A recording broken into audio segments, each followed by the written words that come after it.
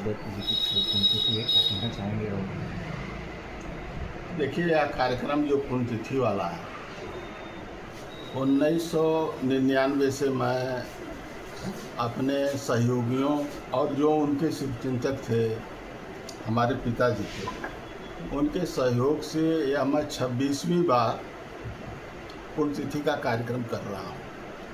मुझे याद है कि सन 2000 में मैंने सबसे पहले डीएवी इंटर कॉलेज का जो मैदान है डिग्री कॉलेज वाला, उसमें स्वर्गीय ईश दत्त यादव जी की मैंने पहली पुण्यतिथि किया था। और उस समय का जो हमारा समाजवादी पार्टी का नेतृत्व था, जैसे आदरणीय मुलायम सिंह यादव जी, स्वर्गीय अमर सिंह चौधरी, हरमोहन सिंह, स्वर्गीय जनेश्वर मिश्रा, जो अब इस दुनिया में नहीं है, उनके प्रति जिन लोगों का मैंने नाम लिया है, उनके प्रति भी मैं श्रद्धा सुमन आप लोगों के माध्यम से अर्पित करता हूँ। मेरे कहने का मतलब यह है कि जो हमारा राष्ट्रीय नेतृत्व था, उनके सामने मैंने पहली पुण्यतिथि में ही कहा था, यद्यपि वो बहुत बड़ा आयोजन था। मुझे याद है कि करीब 1 लाख आदमी लोग, मैंने पूरा ग्राउंड भरा हुआ था, सड़क पर भी लोग थे और वह कार्यक्रम हुआ था। तो वहाँ पर मैंने कहा था कि मैं इस तरह का कार्यक्रम छोटा रहे बड़ा रहे, मैं हर 19 सितंबर को इस तरह का कार्यक्रम करने का प्रयास करूँगा। उनके जो लोग समर्थक बचे हैं उनके सहयोग से, अपने मित्रों के सहयोग से, और जो हमारा समाजवादी पार्टी का जिले का नेतृत्व है उनके सहयोग से हम यह कार्यक्रम करेंगे। इस बार भी हम यह कार्यक्रम समाजवादी पार्टी आजमगढ़ के बैनर तले कर रहे हैं और इसके संबंध में एक दिन हम लोगों की मासिक बैठक भी हुई थी, जिसमें हमारे जिला अध्यक्ष जी ने विस्तार से स्वर्गीय ईश दत्त यादव जी के जीवन पर प्रकाश डालने का काम किया था। उसमें हमारे महासचिव हरप्रसाद दुबे जी भी थे, उन्होंने भी ईश दत्त जी के वृत्तांत को बताने का काम किया था। मुझे आशा है कि पूरे आजमगढ़ जनपद के हमारे जो विधानसभाओं के पदाधिकारी हैं, जो हमारे विधानसभा के अध्यक्ष हैं, समाजवादी पार्टी का जो जिला संगठन है, जो हमारे टाउन एरिया और नगर पालिका है उसके अध्यक्षगण, मेंबर, और जो हमारे जिला पंचायत के सदस्य हैं, और पूरे जनपद में जो हमारे ब्लॉकों के ब्लॉक प्रमुख हैं, और बड़ी संख्या में समाजवादी पार्टी के समर्थक इस कार्यक्रम में आने का काम करेंगे। सर, उनको गरीबों के लिए मसीहा भी कहा जाता था और एक अच्छे नेता में गिने जाते थे, इस पर क्या कहना चाहेंगे आप?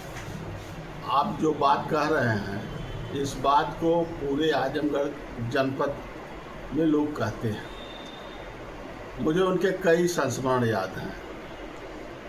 एक संस्मरण उनको मैं आप लोगों को बताना चाहता हूँ कि यद्यपि वह लालगंज से सन 1977 में एमएलए हुए, उसके पहले आपातकाल में 19 महीना जेल में बंद रहे, 9 महीना वह DIR में बंद रहे आजमगढ़ में। इसके बाद 9 महीना से ऊपर वह सेंट्रल जेल नैनी में भेजे गए। उसके बाद जब मुरारजी की सरकार बन गई देश के अंदर में 77 में, तो विधानसभाओं का जब चुनाव हुआ तो वह लालगंज से एमएलए हुए, क्योंकि वहीं से वह लड़ते थे।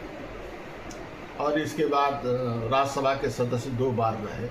जो आपने बात पूछा है हमसे कि उनको गरीबों का मसीहा कहा जाता है, तो उसके विषय में हमको एक उनका स्मरण आ रहा है कि उनकी कार्यशैली ऐसी थी कि जब किसी काम के लिए कोई आता था, अगर वह काम होने लायक रहता था तो उसका पूरा डिटेल वह नोट कर लेते थे और उससे कहते थे कि इस काम के लिए आप दोबारा मत आइएगा। और जब वह काम हो जाता था, यह पूरा जनपद जानता है।